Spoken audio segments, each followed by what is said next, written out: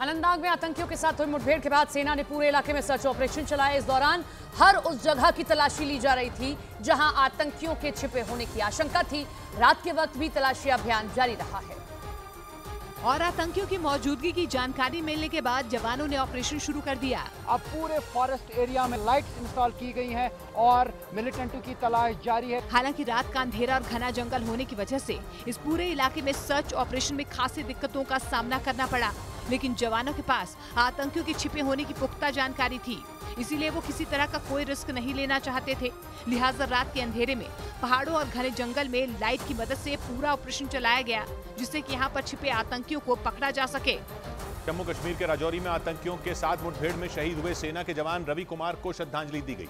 वो किश्तवाड़ जिले के रहने वाले थे और एक दिन पहले राजौरी में आतंकियों का सामना करने के दौरान रवि कुमार शहीद हो गए, जिसके बाद सेना के बड़े अधिकारियों ने उन्हें श्रद्धांजलि दी।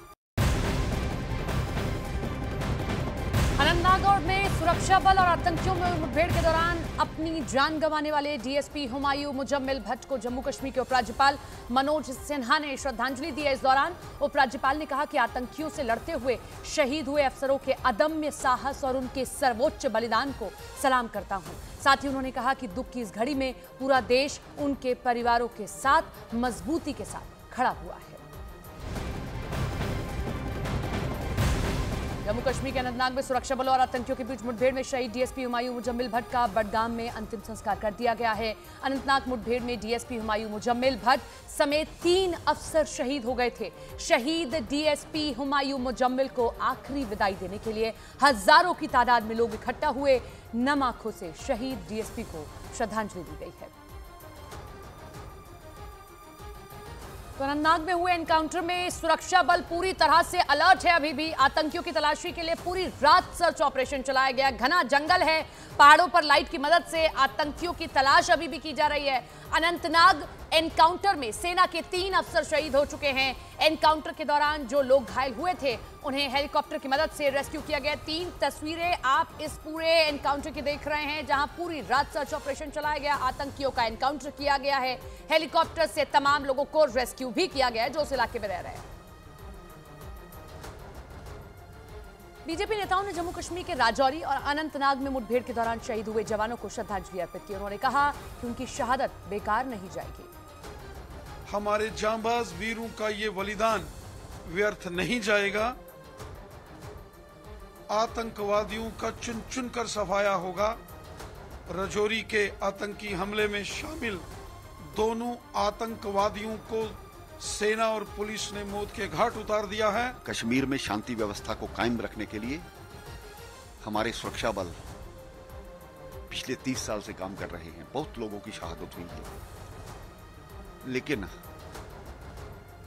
शहादत बेकार जाने वाली नहीं है। जम्मू कश्मीर के राजौरी में मुठभेड़ के दौरान मारे गए आतंकियों के पास से गोला बारूद समेत पाकिस्तान में बनी दवाइयां भी मिली हैं। मुठभेड़ के दौरान मारे गए आतंकियों की तस्वीरें भी सामने आई हैं। जानकारी के मुताबिक सुरक्षा बल और जम्मू कश्मीर पुलिस को इलाके में 2 आतंकियों के छिपे होने की खबर मिलती है, जिसके बाद जवानों ने मुठभेड़ के दौरान 2 आतंकियों को ढेर कर दिया था। एक तरफ जहां अनंतनाग में आतंकियों के खिलाफ सेना का सर्च ऑपरेशन चल रहा है, वहीं राजौरी में मंगलवार को मारे गए आतंकियों के पास से बड़ी तादाद में हथियार और दूसरे सामान बरामद हुए। मारे गए आतंकियों के पास से जो सामान बरामद हुए हैं, उससे ये साफ हो गया है कि आतंकी बड़ी तैयारी के साथ यहाँ पहुँचे थे, लेकिन समय रहते सेना के जवानों और पुलिस की टीम ने इनके नापाक मंसूबों को नाकाम कर दिया। AK-47 और 6 से 7 जो मैगजीन्स हैं वो यहाँ पर बरामद हुई हैं। कुछ इलेक्ट्रॉनिक आइटम्स बरामद हुई हैं, तो ये बड़ा हथियारों का जखीरा यहाँ पर बरामद हुआ है। मारे गए आतंकियों के पास से खाने पीने का सामान भी मिला है। खबर तो ये भी है कि ये आतंकी नाराला इलाके में नया अड्डा बनाने की प्लानिंग कर चुके थे, लेकिन इनकी भनक सेना और पुलिस को मिल गई, जिसके बाद जवानों ने आतंकियों के मंसूबों को निस्तोनाबूद कर दिया। खबर है कि G20 के सफल आयोजन के लिए केंद्रीय कैबिनेट की बैठक में प्रधानमंत्री